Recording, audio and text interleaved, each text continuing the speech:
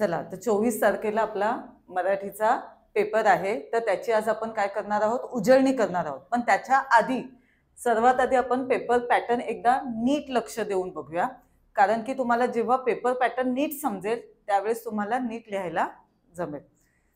जसजसं आपण paper pattern एक एक स्टेपने आपण करत जाऊ तसं आपण काय करूया, त्याचे उजळणी सुद्धा करूया प्रश्नांची. आता बघा, मराठीमध्ये तुमचा पेपर किती मार्कांचा असतो? 80 मार्काचा. किती मार्काचा असतो? 80 मार्काचा. आता त्याच्यामध्ये ना 5 विभागात तो विभागलेला आहे. पहिला विभाग आहे गद्य विभाग, दुसरा आहे पद्य विभाग, तिसरा आहे स्थूल वाचन, चौथा आहे व्याकरण आणि पाचवा आहे उपयोजित लेखन. या 5 विभागामध्ये आपल्याला काय करायचं आहे, पूर्ण पेपर समजून घ्यायचा आहे. आता आपण स्टेप बाय स्टेप जाऊया. गद्य विभागामध्ये बघूया. बघा, गद्य विभाग तुम्हाला किती मार्कांचा येतो?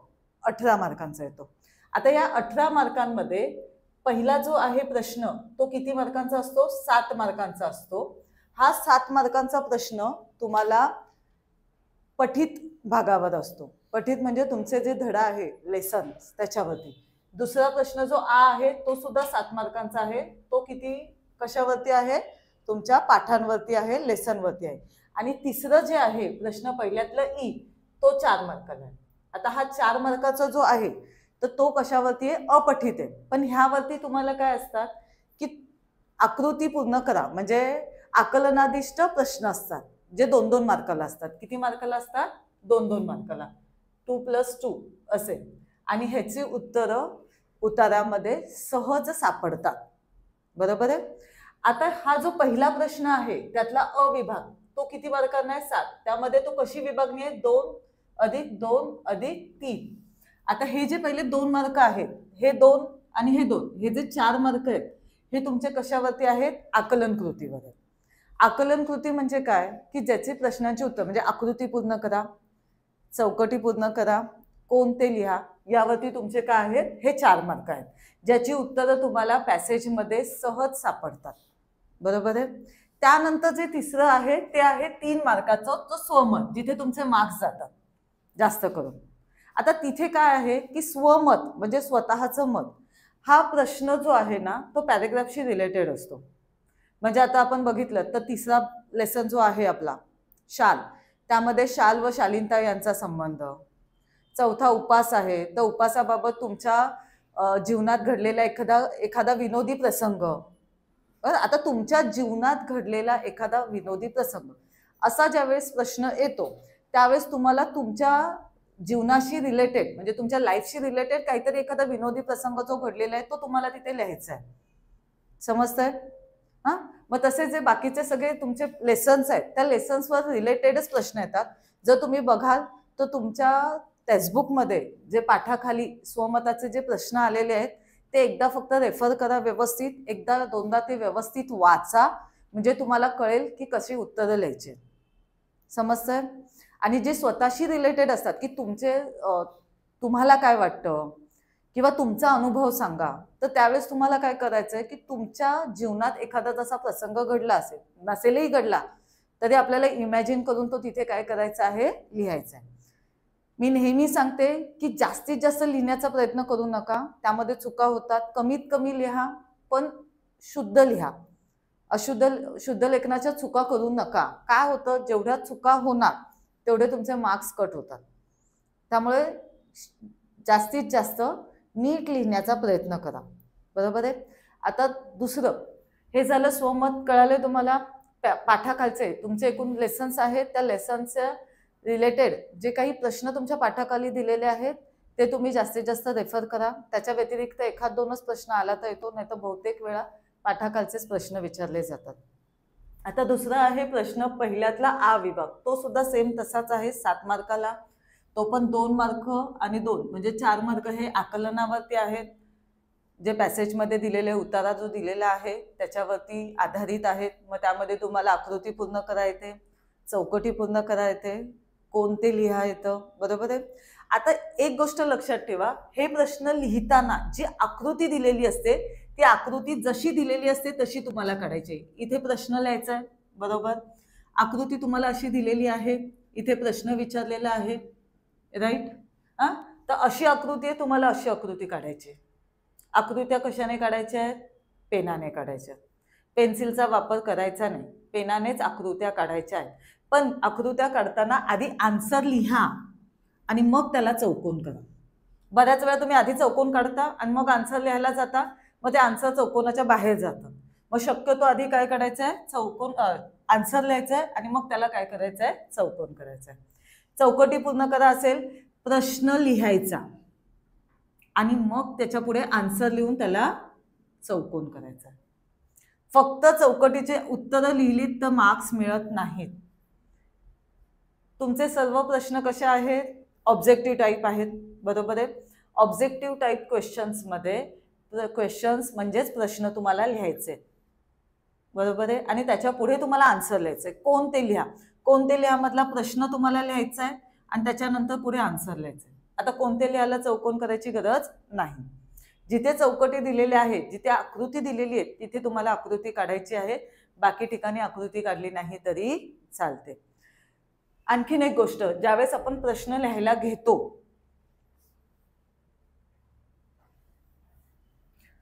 त्यावेळेस जे हेडिंग असते प्रश्नाची, ओके, आता आपण काय बघत होतो, हे झालं आपल्याला इथपर्यंतची बेसिक माहिती, बरोबर आहे. आता प्रश्न लिहिताना ज्यावेळेस तुम्ही एक्झाममध्ये पेपरमध्ये ज्यावेळेस लिहायला सुरुवात करता, हेडिंग लिहायची गरज नाहीये.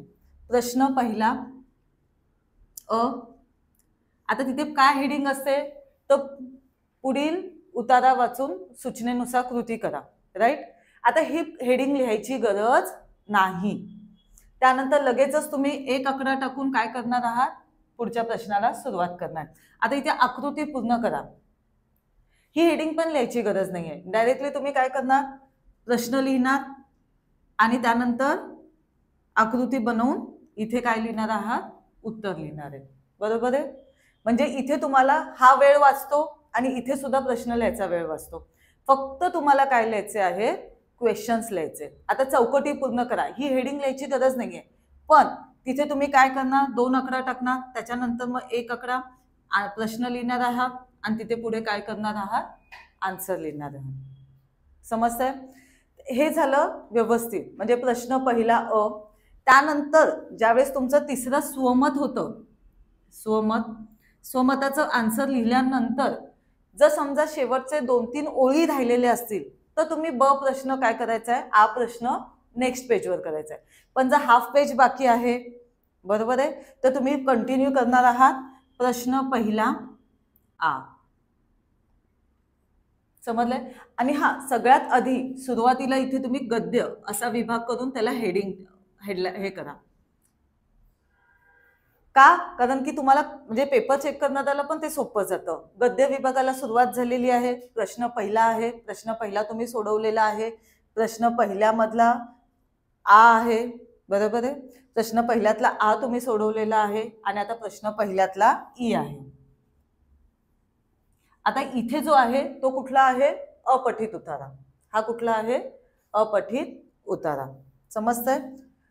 आता इथे अपठित उतारामध्ये तुम्हाला आकलन कृती असते, ती अतिशय सोपी असते. कशी असते? अतिशय सोपी असते. त्याची उत्तरं लगेच तिथे सापडतात. जर तुम्हाला सारांश लेखन हा विभाग करायचा असेल तर मात्र हा उतारा जो आहे तो व्यवस्थित वाचा, कारण की हाच उतारा तुम्हाला कशासाठी येतो? पुन्हा सारांश लेखनासाठी.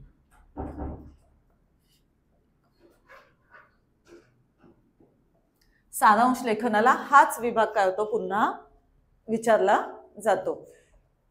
जर तुम्ही सारांश लेखन हा विभाग करणार असाल तर हा पॅरेग्राफ तुम्ही काय करायचा आहे? व्यवस्थित वाचायचा आहे. हे झालं गद्य विभाग. गद्य विभाग टोटल किती मार्काला असतो? तुम्हाला 18 मार्काला असतो. समजतंय? 18 पैकी आपल्याला मार्क्स काय करायचे? स्वमतातच अर्धा 1 मार्क्स गेला तर जातो. बाकी तुम्हाला इथे हे 2 आणि 2 4, हे 4 8 आणि हे 4 किती? 12. म्हणजे इथे 12 मार्क्स तुमचे हातचे. समजलं? फक्त मार्क्स कुठे जातात तुमचे? 6 मार्क्स जे आहेत, हे 6 मार्क्स, हे 3 मार्क्स आणि हे 3 मार्क्स, असे हे 6 मार्क्स फक्त तुमच्या स्वमतामध्ये काय होतात? तिथे मार्क्स जाण्याची शक्यता असते. पण ते पण जर तुम्ही व्यवस्थित लिहिलं तर तिथे सुद्धा तुम्हाला मार्क्स मिळतात. त्यासाठी तुम्हाला मी आधीही सांगितलंय, आताही सांगते की तुमच्या टेक्स्टबुकच्या खालचे जे स्वमताचे प्रश्न आहेत, अभिव्यक्तीचे प्रश्न आहेत, ते तुम्ही व्यवस्थित वाचून जा. स्वतःचं मत तिथे तुम्हाला काय करायचं असतं, मांडायचं असतं. फक्त चुका करू नका. हे झालं गद्य विभाग. त्यानंतर आपल्याला गद्य विभागामधले आपले जे पाठ आहेत ते व्यवस्थित बघा. एक्झामला जाताना लेसन वाचायची गरज नाही. आता तेवढा वेळ नाही आपल्याकडे. आपल्याला फक्त काय करायचं आहे, पॅसेजेस बघायचे, त्या पॅसेजमधून उत्तरं कशी शोधायची याची प्रॅक्टिस करायची. समजलं की जास्त आता हा वेळ नाही आहे की तुम्ही टेक्स्टबुक वाचत बसणार आहे. कारण की फक्त 2 पॅसेजेस येतात तुम्हाला 14 मार्काचे. 4 मार्काचा तर तुम्हाला अनसीन पॅसेजेस असतो, अपठित उतारा असतो. हे झाला गद्य विभाग. त्यानंतर आता आपण वळूया पद्य विभागाकडे. गद्य विभाग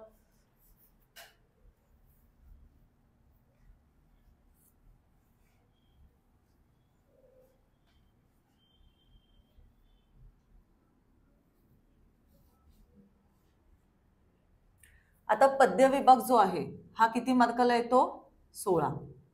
किती मार्काला असतो, 16 मार्काला. 8 मार्काचे तुम्हाला क्वेश्चन असतात. आता हा पद्य विभाग प्रश्न दुसरा त्यातला अ जो आहे तो 8 मार्काला असतो आणि प्रश्न दुसरा आ जो आहे तो 8 मार्काला असतो. ठीक आहे. आता यामध्ये तुम्ही ज्यावेळेस नवीन सेक्शन स्टार्ट करता एक्झाममध्ये, पेपरमध्ये, त्यावेळेस तुम्ही काय करणार आहात, गद्य विभाग तुमचा झालेला आहे.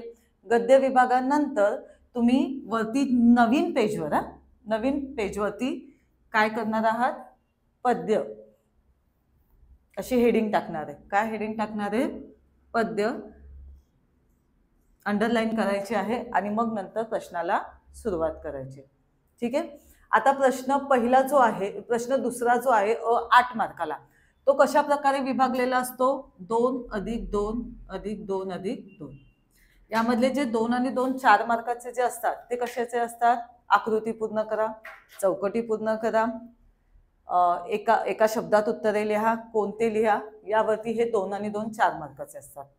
2 मार्क तुम्हाला कशासाठी असतात, समानार्थी शब्द असतात. काय विचारलेले असतात, समानार्थी शब्द. आणि हे जे 2 असतात हे तुम्हाला स्वमत किंवा अभिव्यक्ती किंवा काव्य सौंदर्य. ठीक आहे. यावरती ते काय असतात, 2 मार्क दिलेले असतात. आता हे झाले पूर्ण 8 मार्क्स. जास्तीत जास्त हे जे कविता आहेत ह्या कवितेच्या खालचे क्वेश्चन्स करायचे. मोस्ट ऑफ टाइम बोर्डाला टेक्स्टबुक खालचे क्वेश्चन्स येतात, विचारले जातात. त्यामुळे जास्तीत जास्त तुमच्या ज्या कविता आहेत ते टेक्स्टबुक तुम्ही जास्तीत जास्त रेफर करायचं आहे. त्याच्या खाली जेवढे क्वेश्चन्स दिलेले आहेत, जे शब्दार्थ दिलेले आहेत, बघा मोजून तुम्हाला किती कविता आहेत, 7 कविता आहेत. किती आहेत कविता, 7 कविता आहेत. बरोबर आहे. त्या 7ही कवितांचे जितके शब्दार्थ आहेत हे सगळे शब्दार्थ तुम्ही काढून ठेवा, शब्दार्थ आणि शब्दार्थांचे अर्थ. कारण की इथे सुद्धा 2 मार्काला शब्दार्थ विचारले जातात आणि इथे सुद्धा तुम्हाला 2 मार्काला शब्दार्थ विचारले जातात. समजतंय. म्हणजे टोटल तुम्ही जर बघायला गेलात तर 4 मार्काला शब्दार्थ येतात. त्यामुळे 7च कविता आहेत. 7 कवितेमध्ये जितके शब्दार्थ आलेले आहेत प्रत्येक शब्दांचे अर्थ हे लिहून काढा. मग एक्झामला जाताना काय करायचं, तेवढ्या शब्दांचे अर्थ जरी आपण वाचले तरी आपल्याला काय होऊन जाणार आहेत, इझी होऊन जाणार आहेत. समजतंय. आणि 2 मार्क जे अभिव्यक्ती आहे ते मोस्ट ऑफ टाइम तुम्हाला कवितेशी रिलेटेड विचारले जातात. म्हणजे आता 2 दिवस कविता आहे तर 2 दिवसांमध्ये कामगारांच्या जीवनाबद्दलचं लिहा, किंवा भाकरीचा चंद्र शोधण्यामध्ये जिंदगी बर्बाद झाली ह्याबद्दल कवीचे का असे म्हणणे का आहे, कवी यातून काय सुचवू इच्छितो. बरोबर ना. जे तुमच्या लेसन खाली आहेत कवितेखाली ते प्रश्न, किंवा एखाद दुसरा बाहेरचा पण येऊ शकतो. असं नाहीये की 100% टेक्स्टबुक खालचेच विचारले जातात. पण ह्या 4 पैकी 2 मार्काचा तर प्रश्न टेक्स्टबुक खालचा येतोच येतो. ॲटलिस्ट 2 मार्काचा बाहेरून आला तरी 2 मार्काचा तिथून येतोच. आणि 2 मार्क शब्दार्थ म्हणजे काय, कविता आपली किती, एका पेजमध्ये असते. बरोबर आहे. त्यामध्ये हार्डली कितीही काढले तरी 10 ते 12 शब्दार्थ निघतात. प्रत्येक कवितेचे 7 कवितेचे शब्दार्थ काढले तर तुम्हाला ते व्यवस्थित तुम्ही पाठ करून ठेवलेत तर तिथे तुमचे 2 मार्क्स मिळणारच. समजलंय. हे झालं पहिले 8 मार्क. आता हे दुसरे 8 मार्क जे आहेत हे कशासाठी आहेत, तर सूचनेनुसार कृती करा. सूचनेनुसार कृती करा म्हणजे आपण रसग्रहण म्हणतो, ज्याच्यामध्ये 6 भाग आहेत. त्यामधलं पहिलं आहे कवीचे नाव, कवी किंवा कवयित्रीचे नाव, बरोबर आहे. त्यानंतर आहे विषय. आता बघा, विषय एका ओळीतच लिहायचा, याला 1 मार्क असतो, विषयाला 1 मार्क असतो. एका ओळीमध्ये आपला विषय आला पाहिजे. 2 दिवसाचा विषय काय, तो कामगारांच्या जीवनाचे वास्तव चित्रण कवितेमध्ये रेखाटले आहे. समजलंय? म्हणजे एका ओळीमध्ये तुम्हाला काय करायचं आहे, तिथे लिहायचंय. त्यानंतर तुम्हाला योगी पुरुष आणि पाणी, बरोबर आहे, दुसरं अभंगवाणी आहे तुमची. त्यामध्ये विषय काय ना तुमचा, योगी पुरुष व पाणी यांची तुलना करून योगी पुरुष हा पाण्यापेक्षा श्रेष्ठ आहे. एका ओळीमध्ये तुमचा विषय आला पाहिजे. तो किती मार्काला येतो? 1 मार्काला येतो. त्यानंतर येतं काय, तर एक तर तुम्हाला शब्दार्थ विचारले जातात, शब्दांचे अर्थ किंवा ओळींचा अर्थ. ओळी दिल्या जातात 2 किंवा 4, त्या ओळींचा अर्थ विचारला जातो किंवा शब्दार्थ विचारले जातात. हे येतं तुमचं 2 मार्काला. किती मार्काला येतं? 2 मार्काला. आधी मी तुम्हाला सांगितलेलं आहे इथे की 2 मार्क शब्दार्थांचे व्यवस्थित करा. इथे पण उपयोगी येतात आपल्या आणि इथे पण उपयोगी येतात. तिथे आपल्याला 2 मार्क्स मिळतातच मिळतात. त्यानंतर येतो संदेश, हा 2 मार्काला आहे. बघा, प्रत्येक कवितेतून संदेश निघतो, बरोबर की नाही? मग तो संदेश व्यवस्थित करायचा आहे. 7 कविता आहेत, 7ही कविता व्यवस्थित केला, संदेश 2 मार्काला येतो. तिथे 2 पैकी 2 मार्क्स मिळतात तुम्हाला. त्यामुळे संदेश व्यवस्थित करायचा आहे. त्या कवितेमधून काय मेसेज केला आहे तो आपल्याला सांगायचा आहे, की आपल्याला ह्या कवितेतून काय मेसेज गेला आहे हे आपण तिथे काय करणार आहोत, सांगणार आहोत. आता हे झालं संदेश. त्यानंतर मग येतो आवडण्याची किंवा न आवडण्याची कारणे. आता न आवडण्याची कारणे न लिहिता फक्त आवडण्याची कारण लिहायचे. ते किती मार्काला येतं? 2 मार्काला. आता ही कविता मला का आवडली? या कवितेमध्ये बघा, संदेश जे आहे, विषय जे आहे, सोप्या भाषेत सांगते की जो विषय आहे आणि जो संदेश आहे हे लक्षात ठेवून मला ही कविता आवडली. मग त्याच्यामध्ये जो संदेश दिलेला असतो आपण किंवा जो विषय दिलेला असतो त्याच्याशी रिलेटेड. आता ज्यांना मराठी व्यवस्थित जमत नाही, ज्यांना मराठीमध्ये मार्क्स कमी पडतात, त्यांनी काय करायचंय, साधा सरळ सांगते, विषय जर तुम्ही पाठ केलेला असेल किंवा संदेश तुम्हाला येत असेल तर तेच तुम्ही आवडण्याच्या कारणामध्ये घेऊन तुम्ही लिहू शकतात की मला ही ओके. आता आवडण्याची कारणे आपण लिहायची आहेत, बरोबर आहेत. आता मी काय सांगितलं की ज्यांना जमत नाहीये लिहायला किंवा ज्यांना प्रॉब्लेम होतोय तर तिथे आवडण्याच्या कारणामध्ये काय करायचं आहे, जो आपला विषय जो आहे किंवा संदेश आहे त्याच्याशी रिलेटेड तुम्ही करून मला हे, त्यामुळे मला ही काय झालेली आहे, कविता आवडली आहे. सगळ्यात आधी ही कविता अतिशय साध्या सरळ सोप्या भाषेत लिहिलेली आहे, बरोबर आहे. त्यानंतर त्या कवितेचं महत्त्व काय आहे ते आपल्याला काय करायचं आहे, सांगायचं आहे. म्हणजे आता जर समजा तुम्हाला आपली जी पहिली कविता आहे, कोणती पहिली कविता आहे, अंकिला मी दास तुझा, ह्या कवितेमध्ये परमेश्वर कृपेची याचना केलेली आहे, बरोबर आहे. विषय काय लिहिला आपण, परमेश्वर कृपेची याचना. आता त्याचा संदेश काय आहे, तर परमेश्वरावर आपण काय केली पाहिजे, नितांत श्रद्धा ठेवली पाहिजे, हो की नाही. मग आता त्यामध्ये विविध उदाहरणं दिलेली आहेत, एक्झाम्पल्स दिलेले आहेत. तर काय तुम्ही लिहिणार की मला ही कविता का आवडली, कारण की यामध्ये वेगवेगळी काय दिलेली आहे, कवींनी उदाहरणं दिलेली आहेत, त्यामुळे मला ही कविता फार आवडली. मग त्यामधले एखादं एक्झाम्पल, एखादं उदाहरण तुम्ही तिथे काय करायचं आहे, लिहायचं आहे. समजलंय तुम्हाला. त्यानंतर पुढे जे आहे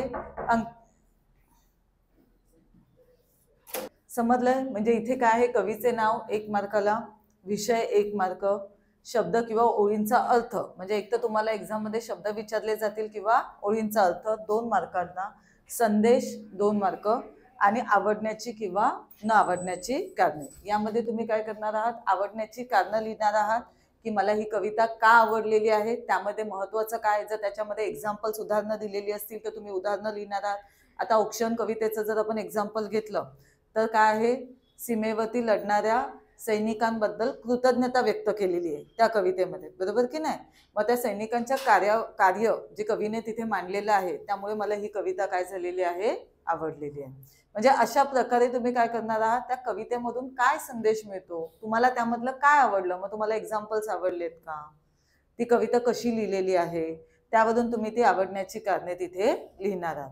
हे झालं किती मार्कांना? 8 मार्कांना. म्हणजे कविता तुम्हाला जी पद्य विभाग जो आहे तो किती मार्कांना येणार आहे? 16 मार्कांना परीक्षेमध्ये. आणि व्यवस्थित फक्त आपल्या मोजून 7 कविता आहेत, 7 पैकी 6 कविता तुम्हाला व्यवस्थित करून ठेवायच्या, बरोबर आहे? हा, आणि दुसरी गोष्ट, इथे तुम्हाला ऑप्शनल असतं. ऑप्शनलमध्ये काय आहे की 2 विभाग केलेले असतात, बरोबर आहे? 2 कवितेंची नावं दिलेली असतात, इथे तुम्हाला विषय वगैरे दिलेले असते. एक्झाम मध्ये जसा तक्ता केलेला असतो तसा तक्ता तुम्हाला काढायचा नाही. आता क्वेश्चन पेपर मध्ये तुम्हाला बघा तक्ता दिलेला असतो, बरोबर आहे? तक्त्यामध्ये तुम्हाला काय केलेलं असतं, तर कवीचे नाव किंवा कवितेचे नाव, विषय, आवडण्याची कारणे, ओळींचा अर्थ, शब्दांचा अर्थ. पण तसा तक्ता बनवायचा नाही. ज्यावेळेस तुम्ही लिहायला सुरुवात कराल तर पहिल्यांदा तुम्ही एक कुठली तरी कविता निवडायची. 2 कविता दिलेल्या असतील, म्हणजे तुम्हाला जर सांगितले असेल अंकिला मी दास तुझा आणि दुसरी असेल हिरवगार झाडासारखं, तुम्ही ठरवायचं की तुम्हाला कोणत्या कवितेचं रसग्रहण करायचंय. ज्या कवितेचं रसग्रहण करणार असाल त्या कवितेचं नाव लिहायचंय. त्यानंतर मग तुम्हाला स्टेप बाय स्टेप जायचंय. मग पहिल्यांदा तुम्ही काय लिहिणार आहात, कवीचे नाव, कवितेचं नाव लिहिणार आहोत. ते लिहून झाल्यानंतर पहिलं काय ना, कवीचे नाव, कवी किंवा कवयित्रीचे नाव. मग जे नाव असेल ते तुम्ही तिथे काय करायचं आहे, लिहायचंय. बघा, हे लिहायचे हा हेडिंग, डायरेक्टली आन्सर्स लिहायचे नाहीयेत. कवीचे नाव पुढे कवीचे नाव लिहायचे. त्यानंतर कवितेचा विषय, काय कवितेचा विषय आहे तो तुम्हाला लिहायचा आहे. जी कविता तुम्ही निवडणार आहात त्याच कवितेवरती तुम्हाला लिहायचंय, समजलं? नाही तर विषय, कवीचं नाव एका कवितेचं लिहाल आणि विषय दुसऱ्या कवितेचं लिहाल, मार्क्स मिळणार नाही. कारण की बऱ्याच वेळा काय होतं, तुम्ही हे व्यवस्थित जाता, कवीचे नाव लिहिता, विषय लिहिता, शब्दार्थांमध्ये तुम्ही फक्त घोळ करता. तुम्हाला वाटतात की अरे दुसरे पण शब्दार्थ येतात, ते पण लिहून काढूया. तुम्ही जी कविता निवडलेली आहे त्याच कवितेचे तुम्हाला काय करायचे आहेत, शब्दार्थ लिहायचे आहेत. ते शब्दार्थ लिहिताना डायरेक्टली आन्सर लिहायचे नाहीयेत, म्हणजे शब्दार्थाचे उत्तर लिहायची नाहीत, तर तो शब्द आणि त्याचं उत्तर हे दोन्ही तुम्हाला तिथे काय झालं पाहिजे, आलं पाहिजे. त्यानंतर आवडण्याची कारणे आणि संदेश, हे एका कवितेचं झाल्यानंतर तुमचं पद्य विभाग संपतो. इथे तुम्हाला ना पैकीच्या पैकी मार्क्स मिळायचे स्कोप आहेत. 8 पैकी 8 मार्क्स तुम्हाला तिथे मिळतात. जास्तीत जास्त अर्धा मार्क्स तुमचा संदेश किंवा आवडण्याची न आवडण्याची कारणामध्ये जर तुमच्या ग्रॅमॅटिकल मिस्टेक्स असतील, अशुद्ध लेखन असेल, तर तिथे तुमचे मार्क्स जातात. नाहीतर इथे तुम्हाला 1, 2, 3, 4 मार्क तर तुम्हाला कंपल्सरी मिळतातच मिळतात, समजलं? आणि इथे तुम्हाला काय आहे, जर तुमचा अशुद्ध असेल तरच अर्धा 1 मार्क जातो, अदरवाईज इथे तुम्हाला मार्क्स मिळतात. त्यामुळे 7 मार्कांचं कवितेचं आहे, 7 कविता आहेत, 8 मार्कांना आहेत. 7ही कविता व्यवस्थित करायच्या. कवीचे नाव, विषय एकच ओळीत विषय आहेत. प्रत्येक कवितेचे एकेका ओळीतच विषय आहेत. ते विषय तुम्हाला काय करायचे आहेत, व्यवस्थित पाठच करून ठेवायचे आहेत, जेणेकरून तुम्हाला लिहायला इझी जाणार. झालं, इथे किती झाले, 8 आणि 8 16 मार्कांचा आपला पद्य विभाग झालेला आहे. आता आपण वळूया स्थूल वाचनामध्ये. आता स्थूल वाचनामध्ये कवितेमध्ये ज्याप्रमाणे आपण बघितलं की पॅसेज येतो, बरोबर आहे, पद्य विभागामध्ये गद्य विभागामध्ये पॅसेजेस येतात, पद्य विभागामध्ये कविता लिहिलेली असते. तसं स्थूल वाचनामध्ये पॅसेजेस येत नाही. तिथे तुम्हाला काय केले जातात, डायरेक्ट प्रश्न विचारले जातात. हे किती असतात, 6 मार्काला असतो. किती प्रश्न दिलेले असतात, 3 प्रश्न असतात. 3 पैकी तुम्हाला 2 प्रश्न सोडवायचे असतात. किती सोडवायचे असतात, 2. किती पैकी, 3 पैकी. 3 पैकी तुम्ही किती प्रश्न सोडवता, 2 प्रश्न सोडवतात. किती मार्काला असतो, 6 मार्काला. 3 मार्काला 1 प्रश्न असतो. आता इथे तुम्हाला पॅसेजेस नसतात. 4 स्थूल वाचन आहेत, बरोबर आहे. एक आहे मोठे होत असलेल्या मुलांनो, त्यानंतर आहे जाता असताना, त्यानंतर आहे जगणं कॅक्टसचं, आणि अजून एक कोणतं आहे तर व्युत्पत्ती कोश. बरोबर आहे. आता त्यामधले जर तुम्ही बघाल ना, तर स्थूल वाचनामध्ये जे प्रश्न आहेत धड्याखाली ते व्यवस्थित करायचे. बघा, तुम्ही जर त्यातले 2 किंवा 3 प्रश्न व्यवस्थित केले ना, तर कोणताही प्रश्न विचारला ना ते तुम्हाला लिहायला जमतं. म्हणजे आता मोठे होत असलेल्या मुलांना जर पाहिलं आपण, तर त्यामध्ये तुम्ही डॉक्टर होमी बाबा व्यवस्थित करायचं आहे. डॉक्टर होमी बाबांचे कार्य त्याच्यामध्येच आलं. बरोबर.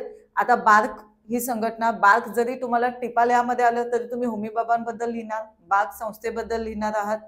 मग होमी बाबा तुम्ही व्यवस्थित केलं तर तुम्हाला त्याच्याशी रिलेटेड कुठलाही प्रश्न आला तरी तुम्ही तिथे लिहू शकता. आणि त्यामधलंच एक मेटलायझिंग प्रक्रियेचं आहे. बरोबर आहे. मग ते 2 प्रश्न तुम्ही व्यवस्थित केलात तर त्याच्यावरती येणाऱ्या कुठल्याही प्रश्नावरती कुठलाही प्रश्न विचारला तरी तुम्ही उत्तर तिथे लिहू शकता. जाता असताना मध्ये सूर्य आणि पंतीची तुम्हाला भूमिका सांगायची आहे, ती व्यवस्थित करायची आहे. जगणं कॅक्टस मध्ये काय आहे, तुम्हाला कॅक्टस कमी पाण्यावर कसा जगतो, बरं ना. त्याच्यानंतर कॅक्टसचे जे 1-2 प्रकार आहेत ते 1-2 प्रकार तुम्हाला व्यवस्थित करायचे आहेत. व्युत्पत्ती कोश आहे, व्युत्पत्ती कोशामध्ये तुम्हाला काय करायचं आहे, त्याचे कार्य, त्याचे उपयोग, त्याची गरज, महत्व हे जर मोजून 5-6 क्वेश्चन जर तुम्ही व्यवस्थित केलेत ना तर तुम्हाला इथे मार्क्स हमखास मिळणार. समजते तुम्हाला. हे 4 स्थूल वाचन आहेत. 4 स्थूल वाचनामधले लेसन खालचे जे क्वेश्चन्स आहेत ते जर तुम्ही व्यवस्थित केलात, जरी तुम्हाला वेगळा फिरून जरी प्रश्न विचारला गेला तरी तुम्हाला त्याचं उत्तर लिहायला जमणार आहे. त्यामुळे व्यवस्थित ते करायचे आहेत. तिथे तुमचे 6 मार्क्स आरामात मिळणार आहे. 3 क्वेश्चन्स असतात. 3 पैकी तुम्हाला किती लिहायचे असतात, 2 लिहायचे असतात. बरोबर आहे. एक ऑप्शनल असतो, तो तिथे थोडीशी जागा सोडायची. तुम्हाला वाटते मला 3ही येतात तर त्यातले 2 सोडवा, एकासाठी जागा सोडा. ज्यावेळेस तुमचा अख्खा पेपर लिहून होईल आणि तुम्हाला जर वेळ मिळाला तर मग मात्र तुम्ही तो लिहा. नाही तर मग आधीच तुम्ही म्हणाल की मला 3हीच्या 3ही येत आहेत मग मी 3ही लिहिल, असं नाही. 3 पैकी कोणते तुम्हाला व्यवस्थित 2 जमतायत ते व्यवस्थित तुम्ही 2 काय करायचंय, कंप्लीट करायचंय. समजलंय तुम्हाला. आता आपण जाणार आहोत चौथा विभाग आहे, तो आहे व्याकरणाचा. आता इथे तुम्हाला शब्द काय दिलेला असतो, भाषा अभ्यास. काय आहे, भाषा अभ्यास. भाषा अभ्यासामध्ये म्हणजेच व्याकरणामध्ये तुम्हाला प्रश्न चौथा अ आणि आ हे 2 भाग आहेत. बरोबर आहे. प्रश्न चौथा अ आणि काय आहे, आ. आता अ मध्ये कोणकोणते पडतात व्याकरणामध्ये आपल्याला बघायचं आहे, तर वाक्यांचे प्रकार ओळखा. वाक्यांचे प्रकार ओळखा. वाक्य रूपांतर हे किती मार्काला येतं, वाक्यांचे प्रकार ओळखा 2 मार्काला. किती मार्काला येतं, 2 मार्काला. वाक्य रूपांतर,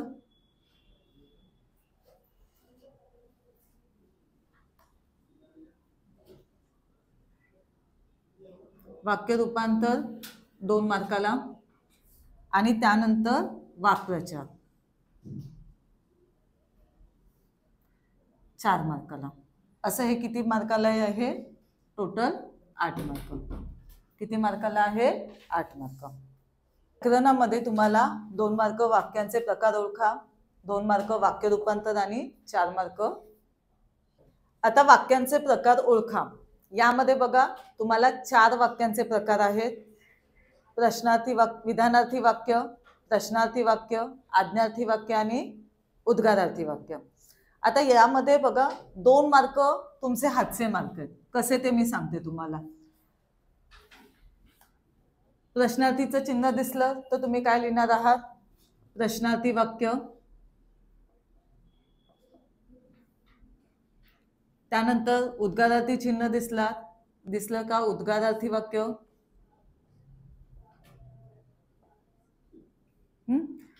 त्यानंतर करा, बसा, उठा, आ, जिथे तुम्हाला काय आहे, क्रियापदामध्ये तुम्हाला आज्ञा दिलेली असते, बरं ना. उठा, बसा, करा, जा, खा, प्या, तिथे आपलं काय येतो, आज्ञार्थी वाक्य.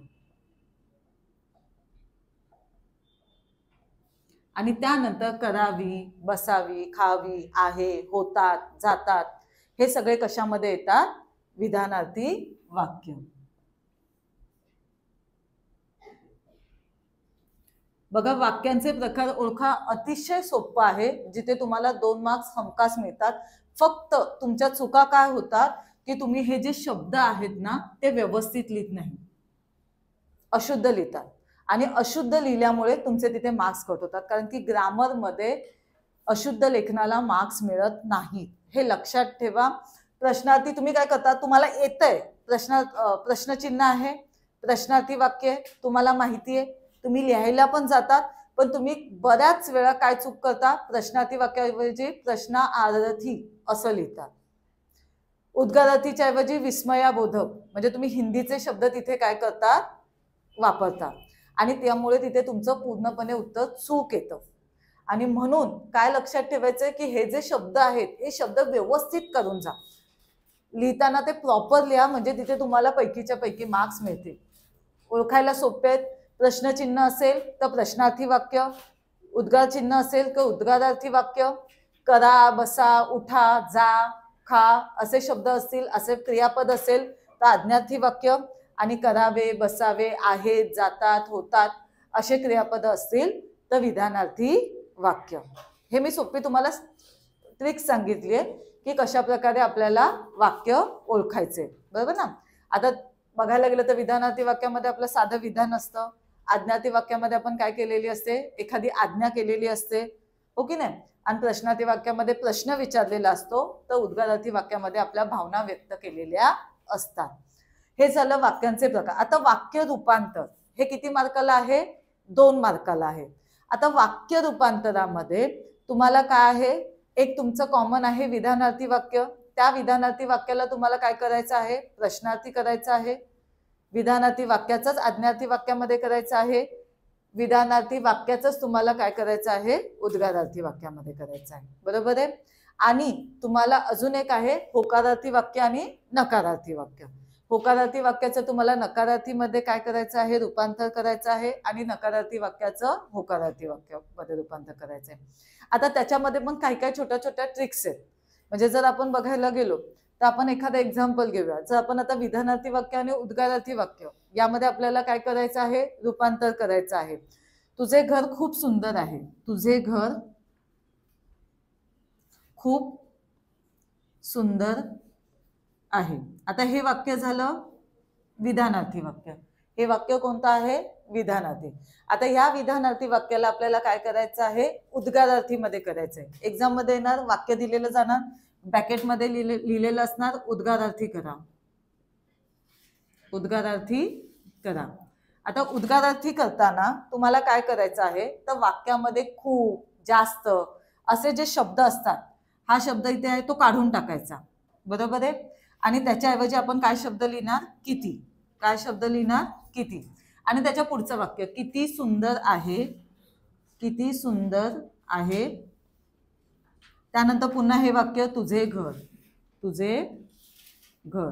आणि पुढे उद्गारार्थी करायचं आहे म्हटल्यावरती तुम्हाला काय लिहायचं आहे, उद्गाराचं चिन्ह. समजतंय. तिथे काय करणार आहात तुम्ही, उद्गाराचं चिन्ह देणार आहात. म्हणजे आता इथे बघा काय आहे, सोपं आहे की खूप जास्त असे शब्द आलेले असतील तर ते खूप जास्त शब्द काढून टाकायचे, त्या शब्दाच्या ठिकाणी किती हा लिहायचा, त्याच्या पुढचं वाक्य ॲज इट इज लिहायचं, सुंदर आहे, आणि त्यानंतर पहिल्यापासून तुझे घर. समजतंय. आता हेच वाक्य जर असं असेल, किती सुंदर आहे तुझे घर, तर किती हा शब्द काढून टाकून तिथे काय येणार, खूप येणार, बरोबर ना. मग इथे काय येणार, तुझे, इथे क्रियापद दिलेलं आहे, क्रियापदाचं पुढचं वाक्य बघायचं, तुझे घर, किती काढून इथे काय येणार, खूप येणार, सुंदर आहे. समजतंय तुम्हाला. हे झालं विधानार्थी वाक्य आणि उद्गारार्थी वाक्य. आता त्यानंतर आपण बघूया की प्रश्नार्थी वाक्य आणि विधानार्थी वाक्य.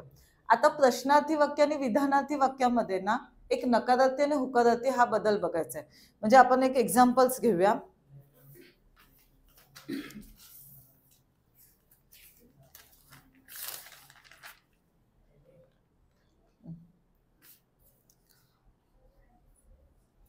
एखादा आपण एक्झाम्पल घेऊया की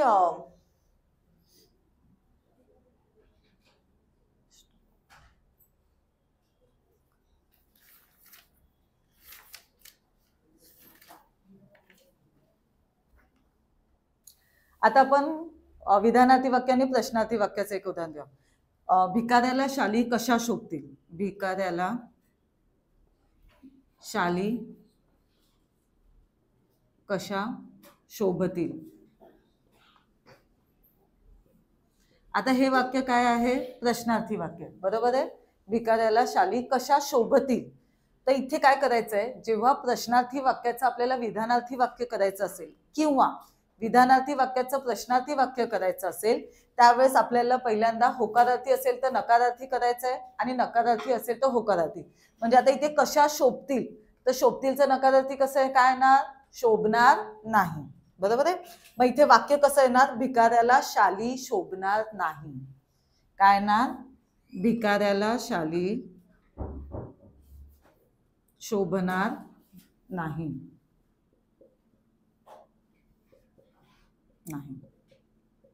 समजलंय तुम्हाला? म्हणजे काय करायचंय? होकारार्थी असेल तर नकारार्थी आणि नकारार्थी असेल तर होकारार्थी. आता अजून एक एक्झाम्पल्स आपण बघूया की अशी का चालते सृष्टी. अशी का चालते सृष्टी. मग काय ना, अशी सृष्टी चालणार नाही. त्यानंतर मग अजून एखादा आपण एक्झाम्पल्स घेऊया की जगी सर्व सुखी असा कोण आहे, किंवा जगात सर्व सुखी असा कोण आहे. इथे आपण काय केलेलं आहे? प्रश्न विचारलेला आहे. कोण आहे? तर कोणीही नाही. म्हणजे जगात सर्व सुखी असा कोणीही नाही. कळालंय? म्हणजे तिथे तुम्हाला काय केलं जातं, तर प्रश्नार्थीचं विधानार्थी आणि विधानार्थीचं प्रश्नार्थी. हो ना. मला लाडू आवडत नाही, हे काय झालं? विधानार्थी. मला लाडू आवडत नाही. विधानार्थीमध्ये काय आहे? ते नकारार्थी आहे. मग आपण नकारार्थीचा आपण होकारार्थी करणार. मग आवडत नाही तर आवडतो. मग आणि तिथे प्रश्न विचारणार, मला लाडू आवडतो का. समजलं? मला लाडू आवडत नाही. तर मला लाडू आवडत नाही. आता हे वाक्य झालं विधानार्थी वाक्य, बरोबर आहे. आता विधानार्थी वाक्याचं आपल्याला काय करायचं आहे?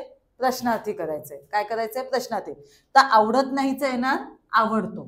आवडत नाहीचं येणार आवडतो. आणि त्याच्या पुढे आपण काय विचारणार? प्रश्न. म्हणजे मला लाडू आवडतो का. आवडतो का. आणि त्याच्या पुढे क्वेश्चन मार्क. समजलंय तुम्हाला? आपल्याला काय करायचंय? होकारार्थीचं नकारार्थी आणि नकारार्थीचं होकारार्थी. आता हे झालं आपलं काय आहे? विधानार्थी वाक्य आणि प्रश्नार्थी वाक्य. आता आपण बघणार आहोत आज्ञार्थी वाक्य आणि विधानार्थी वाक्य. प्रवासात भरपूर वाचन करावे. प्रवासात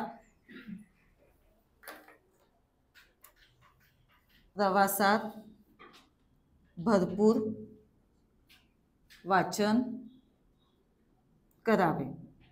आता हे कोणतं वाक्य झालं? तर विधानार्थी वाक्य. कोणतं वाक्य आहे? विधानार्थी. आता विधानार्थीचा आज्ञार्थी करताना फक्त क्रियापदामध्ये बदल करायचा. तर प्रवासात भरपूर वाचन करा. प्रवासात भरपूर वाचन करा. कळतंय तुम्हाला?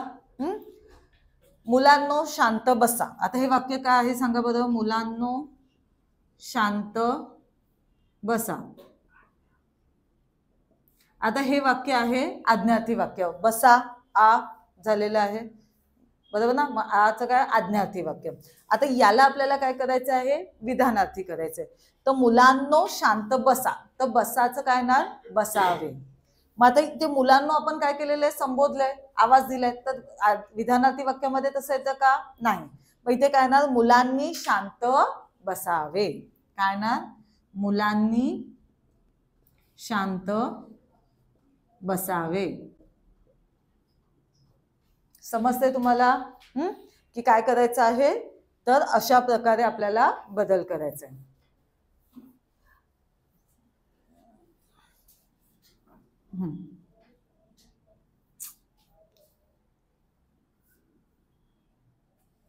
मुलांनी शांत बसावे. अशा प्रकारे आपल्याला काय करायचं आहे? बदल करायचा आहे. आता होकारार्थी आणि नकारार्थीचं बघूया, बरोबर आहे. आता होकारार्थी आणि नकारार्थी यामध्ये काय केलेलं असतं? जे प्रश्न जो वाक्य दिलेलं असतं, आज रानात उजेड नव्हता. आज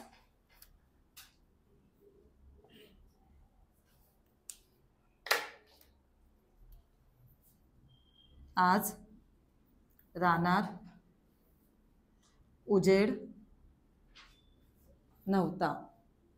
आता हे वाक्य काय आहे तर नकारार्थी आहे. काय आहे तर नकारार्थी आहे. आता इथे नकारार्थीचं आपल्याला होकारार्थी करायचंय, पण वाक्याचा अर्थ बदलून द्यायचा नाहीये. बरोबर आहे. मग नव्हताचं होता, मग असं येणार का आज रानात उजेड होता, तर त्या काय होणार आहे वाक्याचा अर्थ बदलून जाणार आहे. आणि म्हणून इथे आपण उजेडचं काय करणार आहोत विरुद्धार्थी करणार आहोत. मग इथे काय येणार आज रानात अंधार किंवा काळोख होता.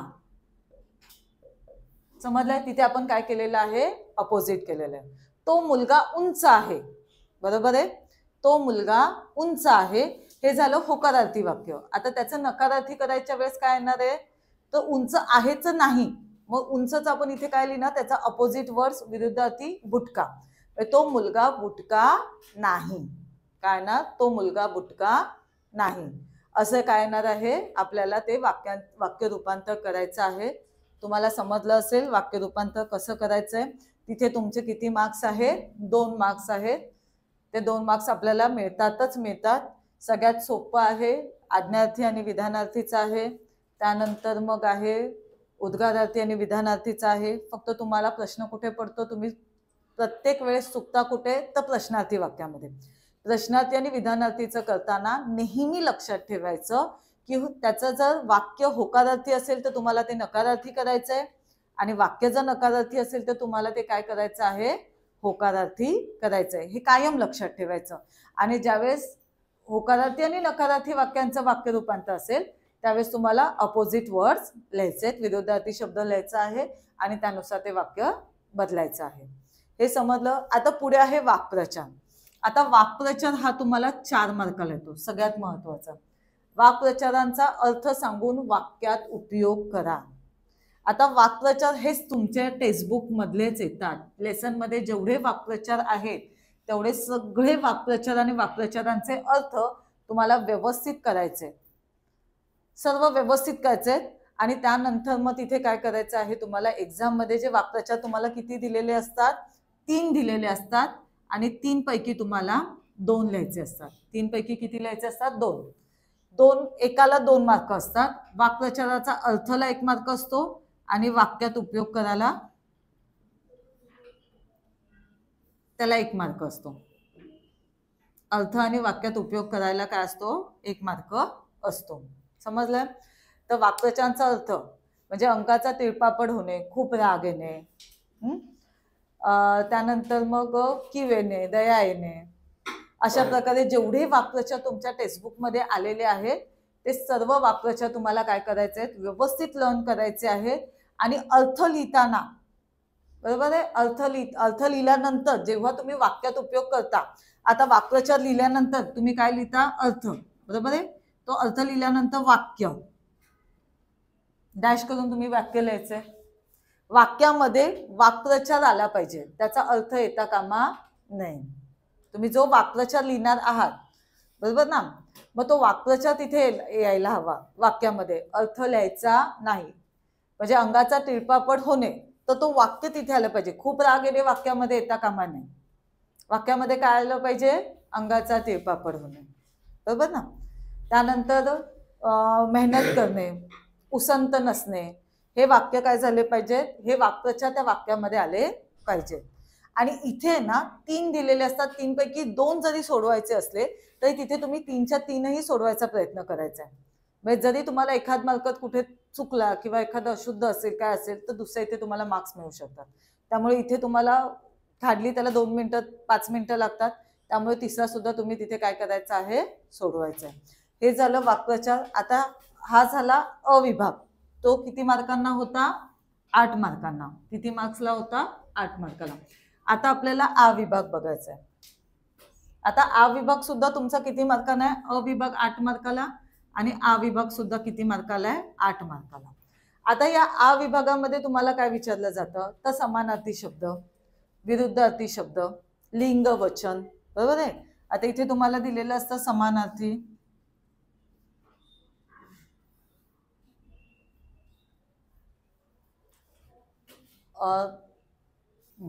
पहिलं जे आपण बघितलं तर समानार्थी येतो शब्द, किती मार्काला? 1 मार्काला.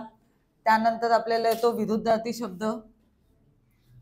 विरुद्धार्थी शब्द तो किती मार्काला येतो? 1 मार्काला. त्यानंतर आहे लिंग आणि वचन. कधी लिंग विचारलं जातं तर कधी वचन. हे किती मार्काला येतं? 1 मार्काला. त्यानंतर शब्द समूहाबद्दल एक शब्द. शब्द समूहाबद्दल एक शब्द.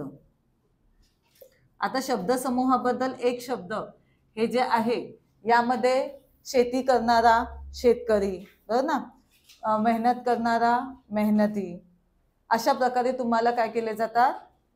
विचारले जातात. भाषण ऐकणारा काय ना रे? श्रोता. भाषण करणारा वक्ता. समजतंय तुम्हाला? अशा प्रकारे शब्द समूहाबद्दल एक शब्द विचारला जातो. कष्ट करणारे कष्टकरी. हे झालं किती मार्काला येतं? ते 1 मार्काला. ते तुमच्या टेक्स्टबुकशी रिलेटेडच येतात, म्हणजे तुमचे जे लेसन्स आहेत लेसनशी मोस्ट ऑफ रिलेटेड येतात. उपकाराची जाणीव असणारा कृतज्ञ आणि उपकाराची जाणीव नसणारा कृतघ्न. ठीक आहे, अशा प्रकारे ते विचारले जातात. हे झालं शब्द समूहाबद्दल एक शब्द. आणि त्यानंतर तुम्हाला विचारले जातात विरामचिन्ह. विरामचिन्ह तुम्हाला किती मार्काला विचारलं जातं? 2 मार्काला. आणि लेखन नियमानुसार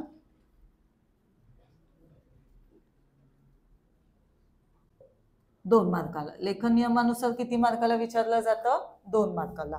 आता विरामचिन्ह. विरामचिन्हामध्ये तुम्हाला कसं विचारलं जातं एक्झाम मध्ये? एक तर तुम्हाला वाक्य दिलेलं असतं आणि वाक्यामध्ये तुम्हाला काय केलेलं असतं? तर विरामचिन्ह तुम्हाला किती? 2 मार्काला येतात आणि लेखन नियमानुसार 2 मार्काला. आता विरामचिन्हामध्ये तुम्हाला कसं विचारलं जातं एक्झाम मध्ये? एक तर तुम्हाला विरामचिन्ह दिलेली असतात, ती विरामचिन्हांची नावं ओळखा दिलेली असतात, किंवा तुम्हाला वाक्य दिलेलं असतं आणि त्या वाक्यामध्ये तुम्हाला काय करायचंय? पुन्हा विरामचिन्ह घालून ते वाक्य पुन्हा लिहा. आता इथे तुम्ही काय करता की तुम्हाला विरामचिन्ह त्याच्यामध्ये घालायचे, बरोबर आहे? मग त्यावेळेस तुम्हाला वाक्य बदलायचं नाहीये, वाक्य तसंच ठेवायचंय. फक्त तुम्हाला काय करायचं आहे? विरामचिन्ह त्यामध्ये, विरामचिन्हामध्ये काय करायचं आहे? जे वाक्य दिलेलं आहे ते वाक्य ॲज इट इज लिहायचंय आणि त्यामध्ये तुम्हाला विरामचिन्ह टाकून लिहायचंय. वाक्य बदलायचं नाही. समजतंय? जी विरामचिन्ह आहे, मग पूर्णविराम आहे, प्रश्न विचारलेला असेल तर प्रश्नचिन्ह टाकायचं आहे. जर तुम्हाला उद्गारार्थी, जर उद्गारवाचक वाक्य असेल, म्हणजे आता काय असेल तर ज्याच्यामध्ये तुम्हाला अरे रे, अबब, अरे वा असे जे शब्द आलेले असतील तर त्याच्यापुढे तुम्हाला काय करायचं आहे? उद्गारार्थी चिन्ह द्यायचं आहे. समजतंय? जर तुम्हाला त्या वाक्यामध्ये कोणाशी तरी संवाद साधलेला असेल तर तिथे तुम्हाला काय ना? दुहेरी अवतरण चिन्ह येणार. अशा प्रकारे तुम्हाला आपली विरामचिन्ह जी आहे, पूर्णविराम, त्यानंतर स्वल्पविराम, बरं ना, अपूर्ण विराम, अर्धविराम, ही सगळी विरामचिन्ह घालून तुम्हाला काय करायचं आहे? वाक्य ॲज इट इज त्याच्यात टाकून लिहायचं आहे. आता विरामचिन्हामध्ये बघा, वाक्य पूर्ण झाल्यावरती आपण काय करतो? पूर्णविराम हे चिन्ह देतो. स्वल्पविराम या चिन्हाचा वापर आपण कधी करतो? ज्यावेळेस एकाच जातीतील अनेक शब्द एका मागोमाग येत आले असेल तर आपण काय करतो? स्वल्पविराम या चिन्हाचा वापर करतो. किंवा एखाद्या व्यक्तीला हाक मारताना, रामू इकडे ये, तर रामू म्हणजे आपण त्या व्यक्तीला हाक मारलेली आहे, मग तिथे पण आपण काय करतो? स्वल्पविराम या चिन्हाचा वापर करतो. त्यानंतर आहे पूर्णविराम. स्वल्पविराम झाल्यानंतर मग आहे काय आहे? अर्धविराम. आता अर्धविराम हे चिन्हाचा वापर आपण कधी करतो? जेव्हा 2 वाक्य आपण उभयान्वयी अव्ययाने जोडतो, त्यावेळेस उभयान्वयी अव्ययाच्या आधी आपण कोणतं वाक्य वापरतो? अर्धविराम या चिन्हाचा वापर करतो. म्हणजे ढग गरजत होते पण पाऊस पडला नाही. आता ढग गरजत होते आणि पाऊस पडला नाही, ही 2 वाक्य आहेत. आपण कशाने जोडलेली आहेत? पण हे काय झालं? उभयान्वयी अव्यय. तर पण या शब्दाच्या आधी आपण काय वापरतो? अर्धविराम या चिन्हाचा वापर करतो. समजतंय? आता अपूर्ण विराम. अपूर्ण विराम म्हणजे काय आहे? 2 डॉट, बरोबर आहे? आता हे अपूर्ण विराम या चिन्हाचा वापर आपण कधी करतो? जेव्हा एका गोष्टीची आपल्याला एकत्रित माहिती द्यायची असेल, म्हणजे नामाचे प्रकार पुढील प्रमाणे, मग आपण काय करतो? अपूर्ण विराम. मग कोणकोणते आहे? तर सामान्य नाम, विशेष नाम, भाववाचक नाम, अशा प्रकारे तेव्हा आपण काय करतो, अपूर्ण विराम या चिन्हाचा वापर करतो. त्यानंतर आहे दुहेरी अवतरण चिन्ह. जेव्हा वाक्यातील एखाद्या व्यक्तीचे बोल, एखाद्या व्यक्तीचे म्हणणे आपल्याला सांगायचं असेल त्यावेळेस आपण दुहेरी अवतरण चिन्हाचा वापर करतो. आणि एकेरी अवतरण चिन्हाचा वापर आपण कधी करतो की ज्या वेळेस आपल्याला काय करायचं असेल, एखादी हायलाइट गोष्ट सांगायची असेल, बरोबर ना, त्यावेळेस आपण काय करतो, एकेरी अवतरण चिन्हाचा वापर करतो. म्हणजे वि स खांडेकर यांनी ययाती ही कादंबरी लिहिली, आपण काय करतो, ययाती याला एकेरी अवतरण चिन्ह वापरतो. आता हे झाल्यानंतर मग आहे उद्गारार्थी चिन्ह. उद्गारार्थी चिन्ह वाक्यामध्ये जर एखाद्या भावना व्यक्त केलेल्या असतील त्यावेळेस आपण काय करतो, उद्गारार्थी चिन्हाचा वापर करतो. मग अबब, अरे रे, अरे वा असे शब्द आले असतील तर त्याच्या पुढे आपण उद्गारार्थी चिन्ह वापर करतो. त्यानंतर आहे संयोग चिन्ह. आता संयोग चिन्हाचा वापर आपण कधी करतो, तर दोन शब्द जोडताना, बरोबर ना, म्हणजे राम लक्ष्मण, बरोबर ना, गंगा यमुना असे दोन शब्द जोडताना आपण संयोग चिन्हाचा वापर करतो. आणि जर एखादं वाक्य, एखादा शब्द, वाक्य लिहिताना एखादा शब्द अपूर्ण राहिला असेल तर उरलेला अर्धा शब्द ज्यावेळेस आपण दुसऱ्या ओळीत लिहितो त्यावेळेस सुद्धा आपण काय करतो, संयोग चिन्हाचा वापर करतो.